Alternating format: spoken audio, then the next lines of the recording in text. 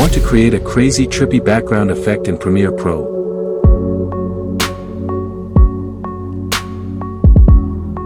Let's create. Start by dropping your clip onto the timeline. Hold Alt and drag the clip upward once to create a duplicate layer. Grab the Object Selection Mask tool and select your subject. Then, hit Track and let Premiere follow the movement automatically. After that, right-click the mask and choose Change to Opacity Mask. Then set the feather and expansion settings to get smoother, more natural edges around your subject. Now for the fun part, apply the Trippy background preset to the layer underneath. I left the free preset in the description, so you can download and use it instantly. And just like that, your effect is ready.